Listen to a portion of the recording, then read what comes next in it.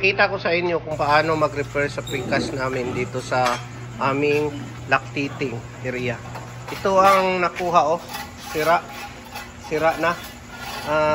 Inayos namin kasi nasira. Ito ang ginagawa namin ngayon. Tingnan ninyo. Oh. Para makita ninyo, ito ang sa ilalim. Oh. Ito. Sa ilalim. So, ngayon, lagyan namin ng precast.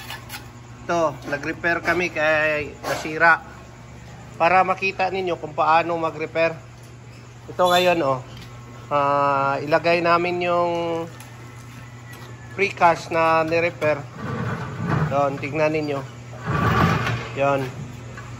Ito si Tangkay, ang tirador na mason. Oh, makita ninyo. Ito, madali lang, oh. Okay. Lagay na. Ito na area na dito.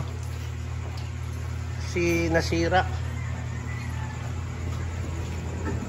Saka nag-repair din kami ng mga gestating pin. Tingnan ninyo, oh.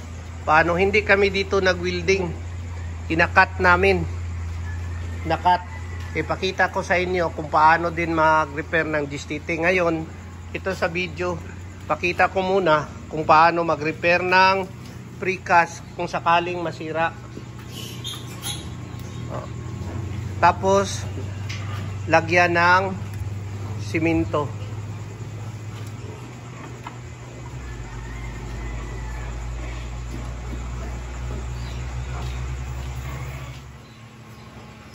Oh, ito ngayon ang sira na. Kung ipakita ko sa inyo, masira talaga yung precast natin. Kung sakaling ganito masira na, kailangan itong palitan kasi malaki na ang butas. Ngayon, ipakita ko sa inyo kung paano mag-repair. Sa video na ito, pakita ko sa inyo kung paano mag-repair ng precast flooring. Oh, tingnan ninyo, oh. Baka masira yung paa ng baboy natin, yung inahin. Kailangan natin ayusin. Ito. Oh, mga malaki ng butas, oh. Tingnan ninyo ang inahin. Masyadong malaki. Oo. Baka malagay yung paa niya doon sa butas. Mahirapan na siya. Kung sakali maliit lang ang sira, tingnan ninyo ha, kung maliit lang ang sira sa precast, ito ang ginagawa namin. Dinalagyan ng karton, tapos tinalian ng tie wire ang yung alambre, tie wire yung bakal, tapos ilagyan ng plywood sa ilalim. Lagyan na lang ninyo ng cement. Yon, kung maliit lang ang mga sira. Kung malaki na kailangan ng palitan, doon talaga palitan ninyo. Yun lang ang dito, oh, may sira din. Ni-repair din namin ito. Kung kaunti lang, yan ang gagawin natin para hindi na maglaki na kailangan siyang palitan. Tingnan ninyo ngayon kung paano siya malak. Lagyan ng cement. Mix cement, oh. Para malak. Oh. Malak na yung precast. Madali lang.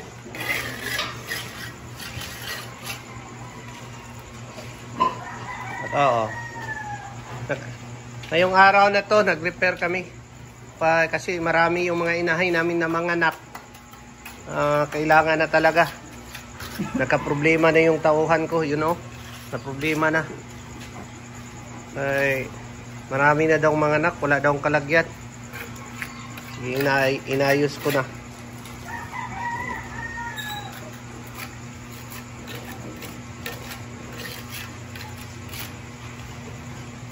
Dito sa kabila, oh, may mga biik, oh. Magandang biik. Doon, oh, may mga biik din, oh. Oh. Yun, nag-ayos kami para wala nang problema.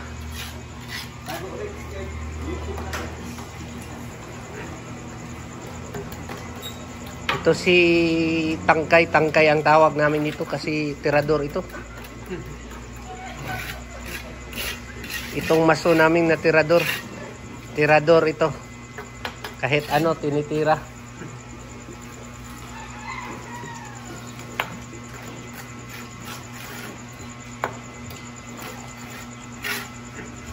Okay, malapit na matapos. Doon naman sa kabila. May ayusin namin, mag-ayos din kami doon sa kabila na kulungan.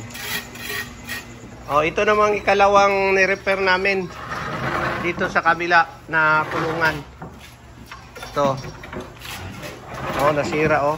Oh, okay. Lagyan naman namin ng bagong precast. Yan.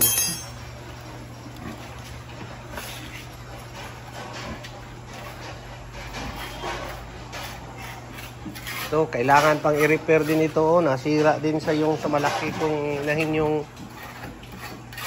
lock niya sa yung sira.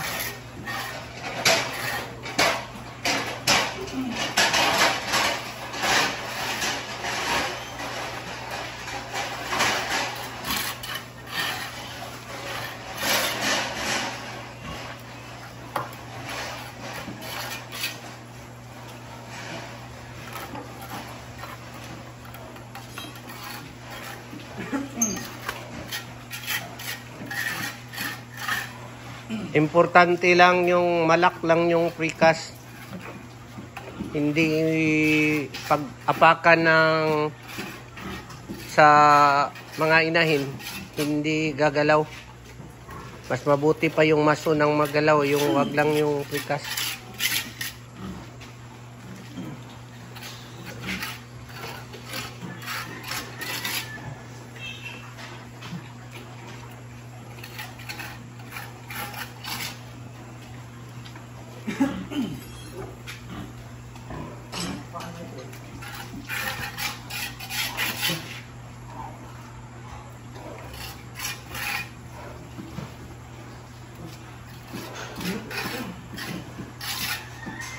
Huwag pala, Lex, be. Lex, para kita yung alin to, be. Palahat, to. Palahan ng tayo. Oh. Ito ang butas, oh. Sa ikatatlong ni-repair namin. Oh, makita ninyo, ito ang butas. Oh, papuntang ilalim. Oh. Ngayon, oh, ilagay na namin yung precast. Ito ang ikatatlong ni-repair namin. Linisan muna. Baka mayroong rumi na maiwan sa ilalim.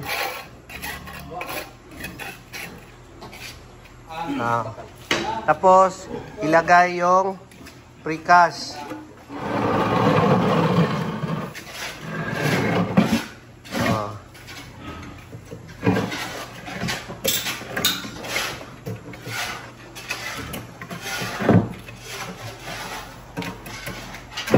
Okay.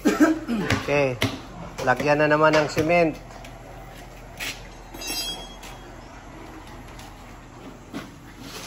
Tingnan ninyo oh, sa kabila. Yan oh, may mga butas pa. Dapat naming repair.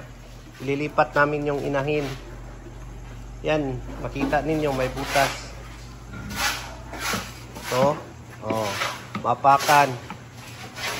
Dapat ma-repair ninyo yan para hindi mapila yung mga inahin ninyo.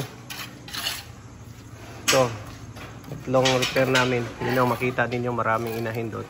Mayroon kaming model doon, no? Oh. Yun ang model namin.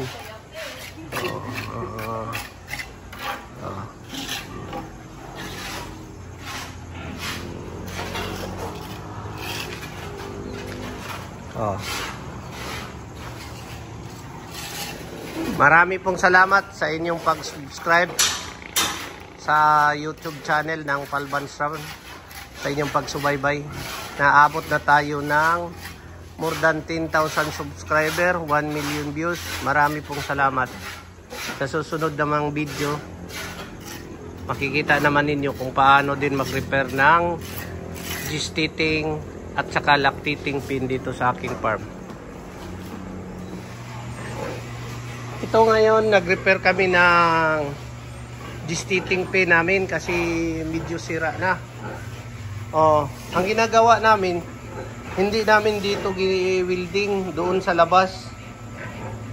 Pagkatapos, isiminto naman lang yung bandang dulo para walang welding dito sa area. Ito, tingnan ninyo. Ito na lang ang sa tubig. Tingnan ninyo. Doon. Ito. Wala na. Kasi kinukuha namin kahit para ma-repair. Karamihan kasi masira sa mga ganyan ng mga ito, tingnan niyo, may kalawang na. Dapat ito pagkatapos nito ng inahin, tingnan niyo, mga may sira. Ang gagawin namin pagkatapos ng mga anak, kung may sira, ayusin namin. Doon sa labas, kinakat namin. Nakat namin yung do banda sa may pundasyon. Doon namin yan i-bolt o i-rebits namin o i-direct namin sa ilalim na buhusan ng siminto. Walang welding dito nga ginagawa. Kaya kapag dito ginagawa, masira yung mga inahin kasi ito lahat puro buntis na ito. Itong mga inahin. Marami dito, malapit na masira. Ito. Una, na-repair na namin ito. So ngayon, kailangan na siyang palitan. Mga 5 taon na ito. Sira na, mga 5 taon. Ang sabi sa iba, deform bar. Kung deform bar, mas madaling masira. Ang deform bar kasi maganda yung tubo na GI pipe na gagamitin. So ipakita naman ako sa inyo kung paano nag-repair.